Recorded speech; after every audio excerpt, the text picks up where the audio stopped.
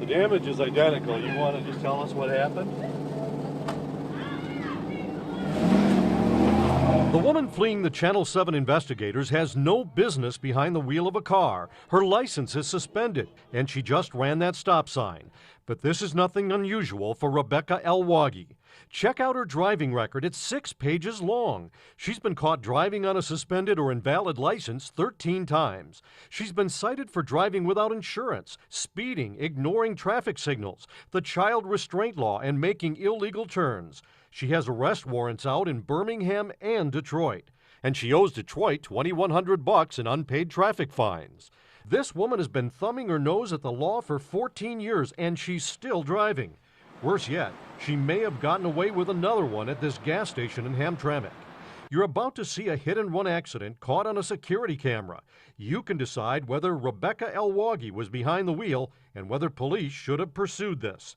An SUV comes flying into the parking lot with its headlights off and bam, plows into the back of Joe Zago's car. When I got out of the car to see what happened, they threw it in reverse and their lights were off and they went, full speed back into Kniff and then just took off back into Hamtramck. Joe and his employee, who was standing outside the car, chased after the hit-and-run driver. Joe got the plate number, his employee got a good look at the driver's face, and the gas station security camera got the whole thing on tape. Joe called Hamtramck police and figured this was a slam dunk.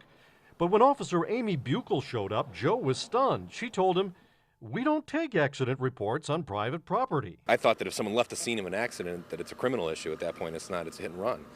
And she said, "No, we don't. If you don't like it, you can come down to the station and talk to my lieutenant." And that's exactly what Joe did. Drove to the Hamtramck Police Department and went inside to talk to the officer's supervisor. To Joe's surprise, Officer Buchel was already there, waiting. And she's leaning back with her, her arms crossed like this and had a big grin on her face. And the other 2 cops are up at the front. I told them what happened. And they said, "Oh, yeah, we already heard. We're not investigating it." They told Joe Zago to have a good night, and that was the end of it, until he called the Channel 7 investigators. Do you want us to try to find this driver? Yeah, I'd love to. So who's right here? I checked the state motor vehicle code, and it does say that police are not obligated to take a report when an accident happens on private property. But there's another part of the law that deals specifically with cases like Joe's, and he's right. His wasn't just an accident, it was a crime. Section 268 says if you have an accident on private property open to travel by the public and you leave the scene, it's a misdemeanor that could get you 90 days in the clink and a $1,000 fine. So here you've got a crime caught on tape with a license plate number and a witness who says he can identify the driver. And Hamtramck police did nothing, but we did. The bumper obviously needs to be replaced. My light's broken. My trunk is screwed up over here. Joe's car took a hit, but the SUV that hit him left some DNA behind. Plastic parts that fell to the pavement during the crash. So I did what Hamtramck cops probably should have done. I ran the license plate on the SUV that hit Joe's car.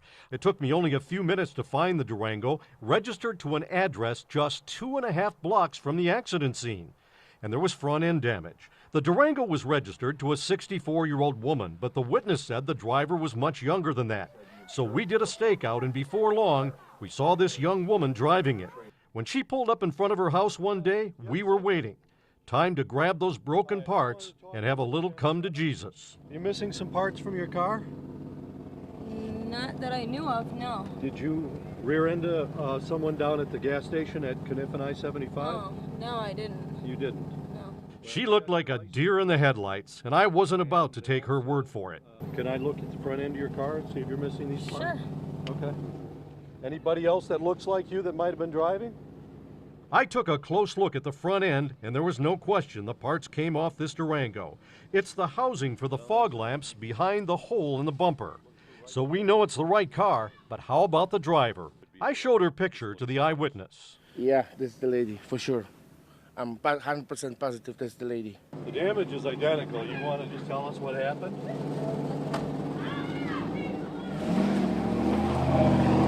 And as she roars off, some folks walking down the street tell us they're glad to see us on her case. She hit my cousin's car 2 weeks ago. What she did? Yep, and then couldn't find her. Police, they called the police or whatever. She still do what she do, hit people's cars. It took a little more detective work to find the driver's name, and when I ran her record, it was a shocker.